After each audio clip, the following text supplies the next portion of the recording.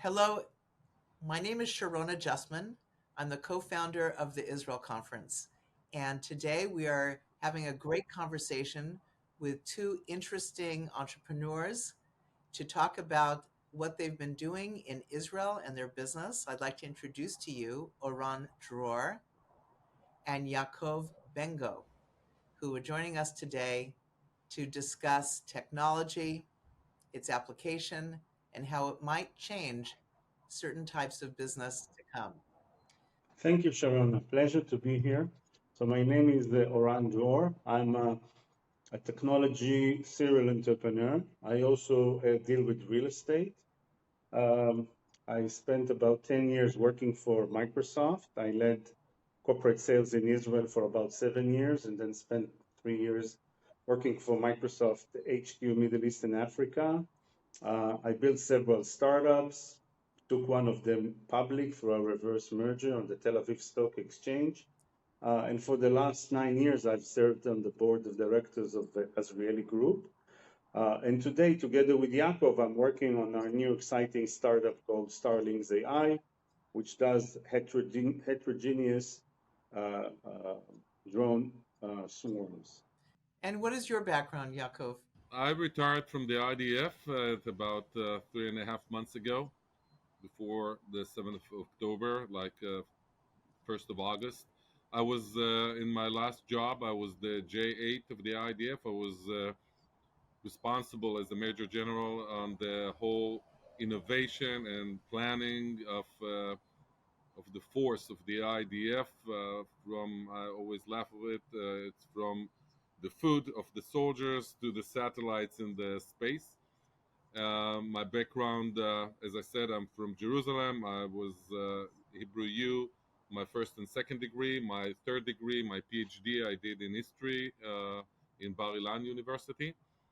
And in the last couple of years, I dealt a lot with what would be the disruption of technology that could give the IDF and maintain his edge and QME in the arena that we are all in, and looking for what are the biggest things that we need to achieve in order to stay in the cutting edge of technology and to maintain that the quality wins the quantity.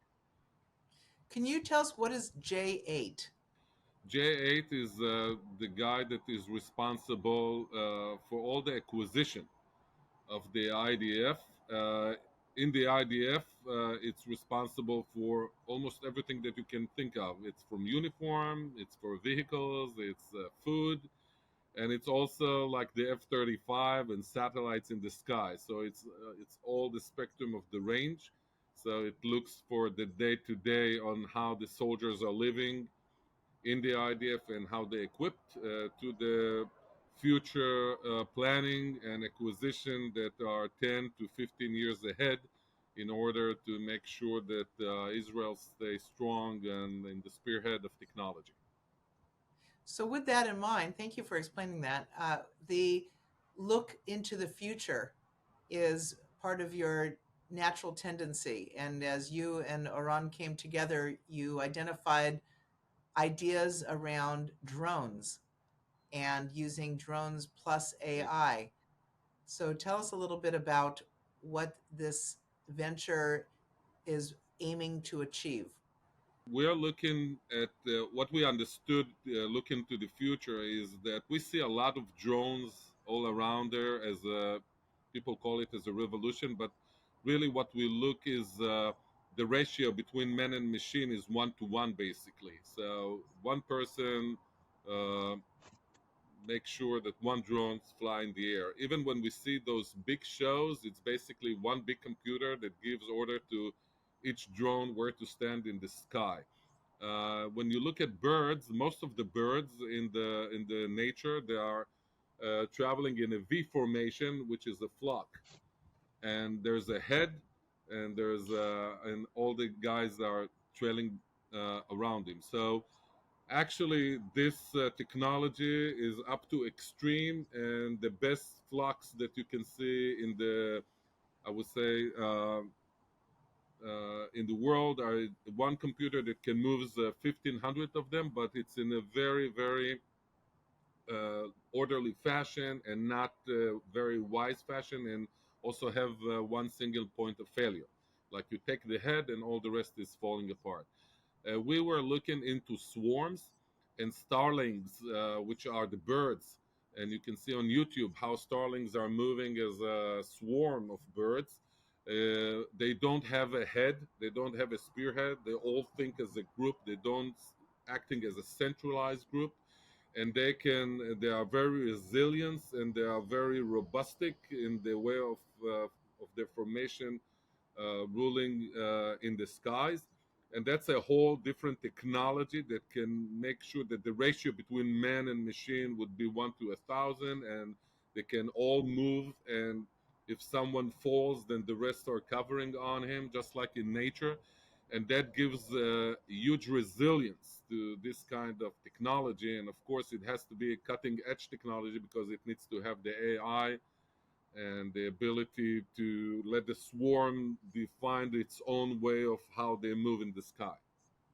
And the swarm then doesn't act as one unified body, but rather they're different tasks that selected drones perform, so that if one falls, the others don't all fall as well? Yeah. So if we give an example, so when we say heterogeneous swarm drones, we expect to have about 6 different types of drones in a swarm. Some of them have cameras, RGB cameras, day camera, night camera. Others would have radar. Others will have storage. Some of them would be the brain. So we're looking into 5, 6 different types of drones. However, the agent or the processor is the same, and they're also able to communicate with each other in short range. And basically, they'll be directed to execute a mission. And the mission, as well as the command and control, is really the heart of the technology that we're developing. The core capability of a swarm is the ability for them to have situational awareness, building sort of a 3D image in real time of either a fence, a border, a kibbutz, a mansion.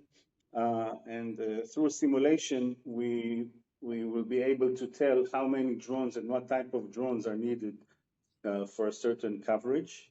And we're looking into disaster recovery scenarios such as earthquakes, flooding, protests, and safeguarding borders.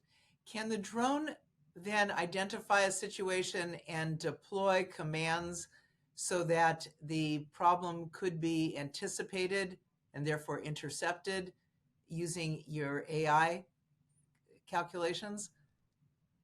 Yeah, that's what we're looking for, because when you're talking about computing in the edge, we want the the brain of the swarm to be able to make its own decision according to the awareness and the gathering of the data that it does, and then um, it can take it can take into small groups and go and look at other places and then report back to the center and take a decision by its own.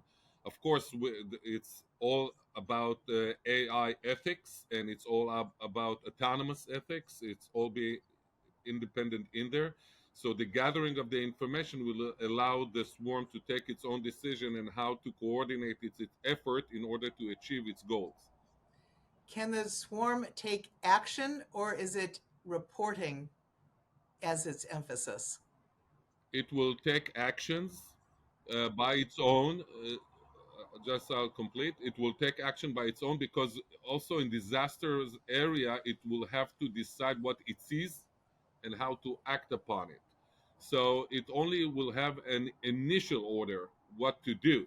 Other than the initial order, he will decide how to do and to arrange its forces and components. That's pretty fascinating and could be life-saving for those instances that you're describing, whether it's an earthquake or a riot, uh, or even just a traffic jam.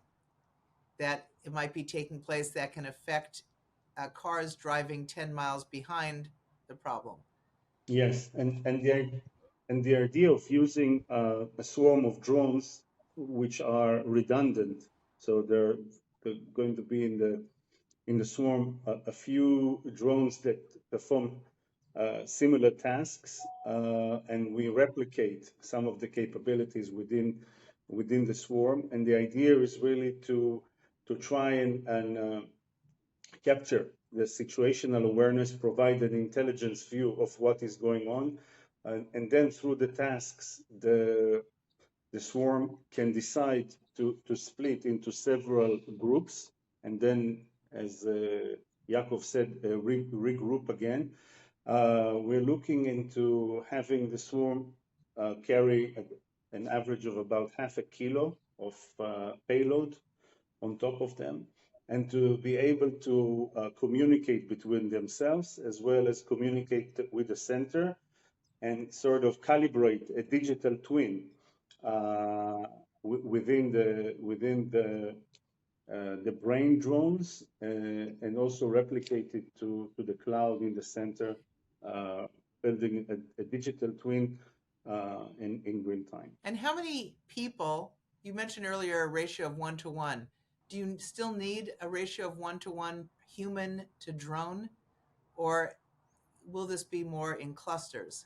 So right now, even in regular armies, usually it's 1-to-1. So you have one UAV or one drone, and you have one operator. Over here, we hope to be able to have 3 or 4 people manage a swarm of, let's say, 30 drones or even 100 drones. Hopefully, we'll make them cost effective enough to produce over 1,000 drones.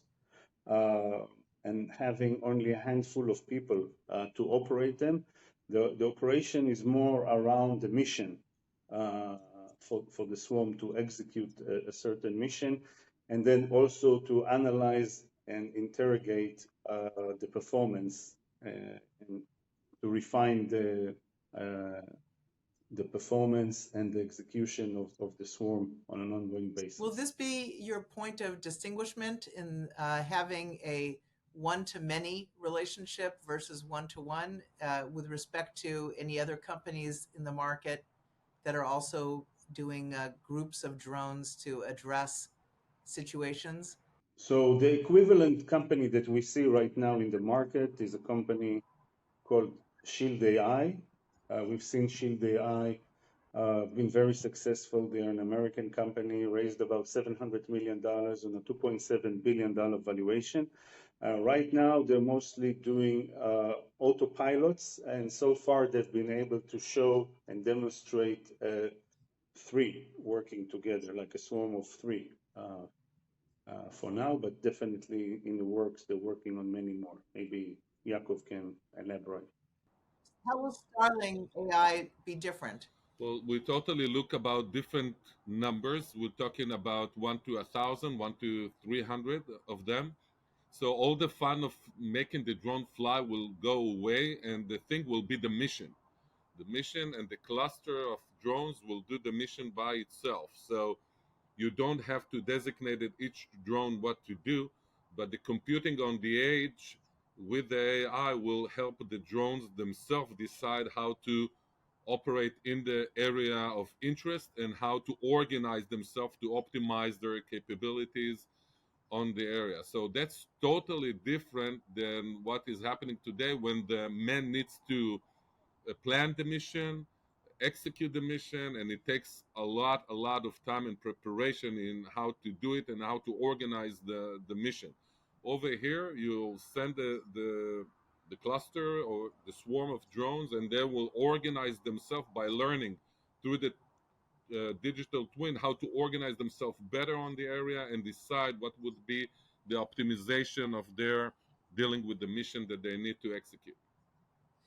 What is your desired scenario for your first deployments? And do you have a beta in process right now? Yes, so we're working on our proof of concept. we already partnered with several Israeli companies that provide us with some of the building blocks. And we hope to be able to demonstrate about 20 to 30 drones up in the air, acting as a swarm, as stage one. Beautiful. And what resources do you need to, over the next few months, to help you expand your vision in terms of people, money, customers? So right now we are mostly focusing on building the talents and the team around us. So we are working to qualify relevant professors that have dealt with the swarm and did their PhDs in the area with algorithms that are relevant for us. We are working with several Israeli companies that already have existing technologies to serve as a basis and foundation for us, more around the communication between the drones, as well as building the digital twin and calibrating it in real time. And right now we're working on our first round of investment. So myself and the other co-founder are really funding the startup, and now we're going to work on our seed stage for investment. What investment are you seeking? So this is a relatively deep tech business. It's really an avenue that many I would say researchers have tried to break out and to develop for many years actually, but because of the maturity of the technology, especially the edge computing, the ability to build a digital twin relatively quickly, the availability of relevant sensors that exist in the market today, as well as the advancements in generative AI in the last year, we believe will help us accelerate our R&D process. Also, we see growing demand of police enforcement agencies and cities to better manage their cities in terms of protests, uh, containing them, managing them, disaster recovery in case of earthquakes, as well as securing borders. Wow, this could be the new police of the future, almost science fiction. Uh, so if We still was, we still see men in the loop. Men yes, will always make the decision that what the missions are. So AI ethics is very important to us. We don't very see it good. work autonomously and taking decision autonomously. The initial missions and the guidelines to how to perform would be according to the highest ethics that there is in the world. Excellent. So in summary, this is a drone plus AI solution that can help and identify issues, anticipate the next steps, and deploy the proper solutions and resources to remediate a problem. And your early stage, and you're seeking investment as well as people who are knowledgeable in this area to join the team. Uh, Congratulations on putting that together. Let me ask you both, what have you been doing since October 7th when the war on Israel started? Any activities that have captured your attention and your heart as you've sort of bifurcated your attention between this endeavor and striving to help the state of Israel? Oran? Yeah, so first of all, I must say that following October 7th, I've been advocating for Israel. I would say an hour and a half a day over LinkedIn. I'm trying to analyze, provide information, videos that are coming from the field that you usually wouldn't see on global media. As Israelis, we all feel obliged to support the country with the hasbara, as you say in English, or better communication. We think that we need to complement our government in terms of sending out the clear message of what has happened on October 7th. Also articulating the challenges of the hostages, which is really devastating for us. And as people move on to the suffering of the people in Gaza, we need to continue send a clear message that we expect to have the hostages coming back to Israel as soon as possible. On the one hand, supporting our military in their actions against Hamas, and to try and have the world, have our, the Jewish in diaspora continue to support Israel. I get a lot of messages from many of my Jewish friends in America and in Europe that are challenged with the latest anti-Semitism and rallies, and so they're looking for our support. And I must say that Israel is very united and staying strong to try and beat Hamas.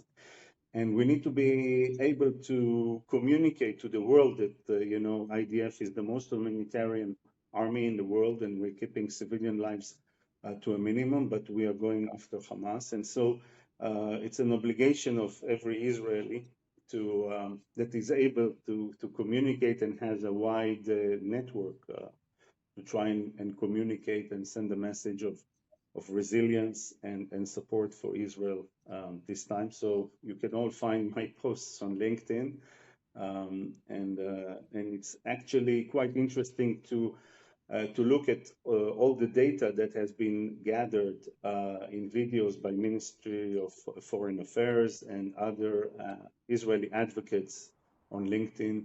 And there are actually many people like me who are working on their network and sending a clear message to the world. Beautiful. Well, yeah, and Yaakov, you have recently separated from the Israel Defense Forces and started this venture, and then poof, October 7th happens. How has your time been Yeah. captured? Well, personally, my family, we adopted a family that their son was murdered on the 7th of October, and we basically still adopting them, going with them through the Shiva, going them through even finding their child through all the massacre that was over there. So was something that we felt obligated to do. We are still in connection with that family. We never knew them before, but just trying to help them with all the disaster. They are from Tel Aviv, and we entered them to our home with all the rockets all around here. It's now more quiet, but at the beginning it was very hardship.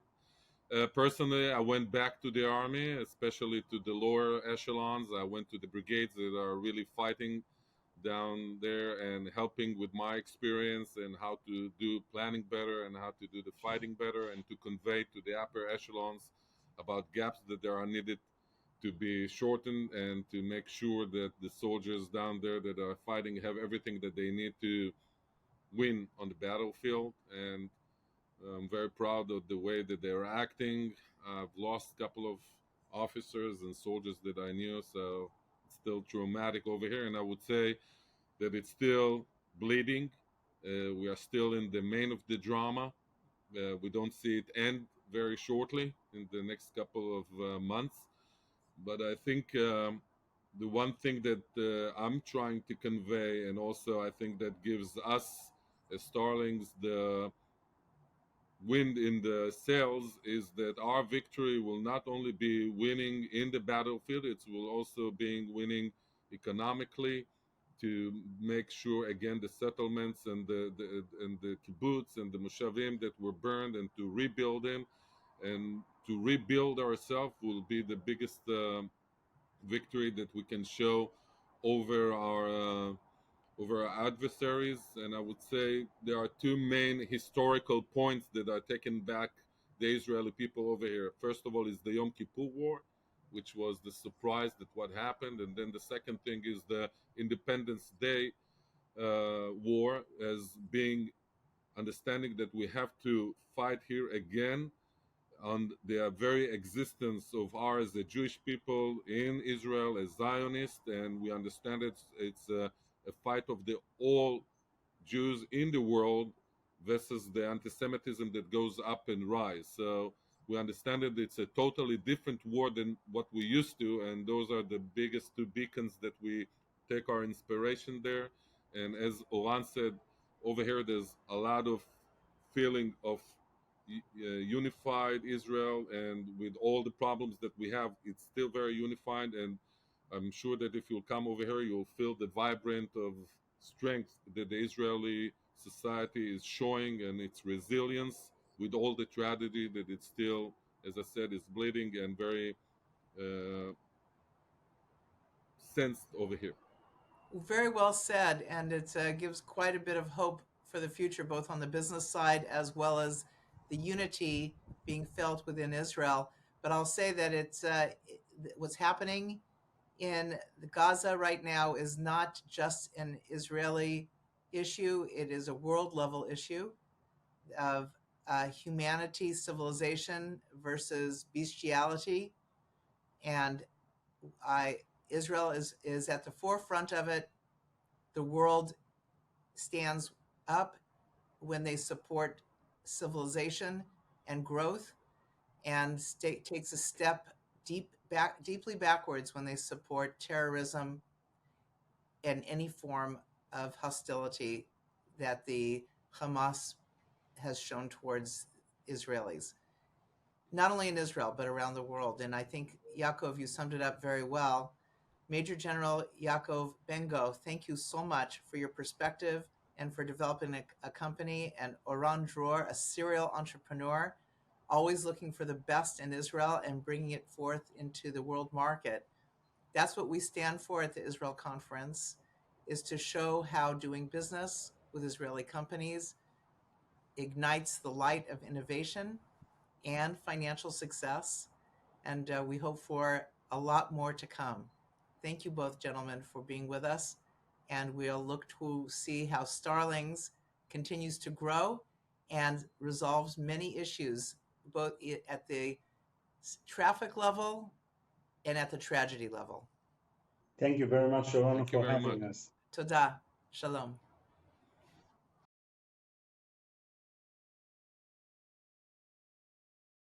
To see more conversations with extraordinary Israeli entrepreneurs, visit theisraelconference.org.